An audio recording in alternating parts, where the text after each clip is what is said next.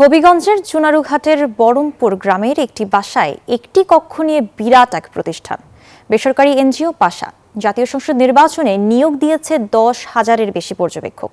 সে এক এলাহি কাণ্ড। নিয়োগ হয় ফেসবুকেই, অনুমোদনও দিয়েছে নির্বাচন কমিশন। শ্রীকান্ত গোপের তথ্যচিত্রে ডেস্ক রিপোর্ট। বাসার কার্যালয়ে হবিগঞ্জের চুনারুঘাট উপজেলার বরমপুর গ্রামে বাসার একটি কক্ষকে বানানো হয়েছে কার্যালয়। এটি মূলত কার্যালয় নয়, people's association for social advancement PASA নামের একটি বেসরকারি সংস্থার নির্বাহী পরিচালক সৈয়দ হুমায়ুন কবিরের বাসা। লোকবল বলতে তিনি একজনই, অথচ এই সংস্থার বিরুদ্ধে জাতীয় সংসদ নির্বাচনে 10,000-এর বেশি পর্যবেক্ষক নিয়োগ দেওয়ার অভিযোগ উঠেছে। আর পর্যবেক্ষক নিয়োগ দেয়াকে কেন্দ্র করে বইছে আলোচনা সমালোচনার ঝড়। নিউজ 24-এর অনুসন্ধানে দেখা যায় অজপাড়াগাঁয়ে হেড অফিস খুলে বসেছে সংস্থাটি।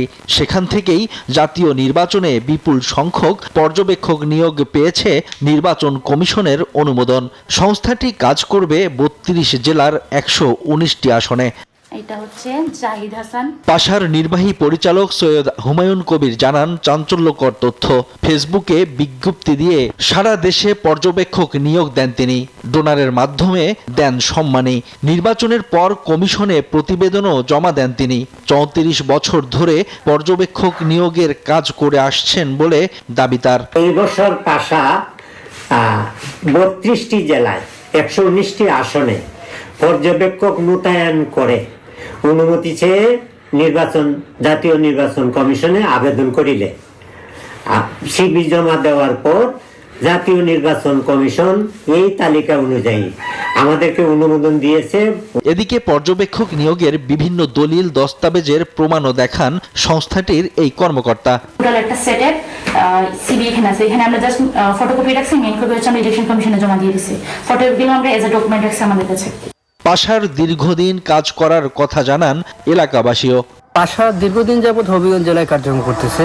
তার মধ্যে এখানে আছে উনি মনে হয় 7 থেকে 8 বছর আর উপরে হইতে পারে। এই পাশা এনজিও থেকে বিভিন্ন প্রতিষ্ঠানে সহযোগিতা করা হয়। তার মধ্যে আমার প্রতিষ্ঠান বরমপুর আব্দুল্লাহ রহমতুল্লাহ ইসলামী একাডেমিতেও উনি সহযোগিতা করেছেন।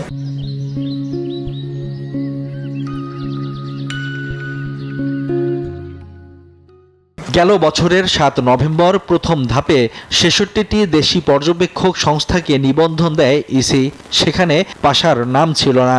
এরপর ডিসেম্বরে পাশা সহ আরও 15টি সংস্থাকে নিবন্ধন দেয়া হয়। তবে নাম সর্বস্ব পাশা কোনো অদৃশ্য শক্তির প্রভাবে পর্যবেক্ষক নিয়োগের কাজ পায় কিনা সেটাই এখন দেখার বিষয়। Desk report, news 24।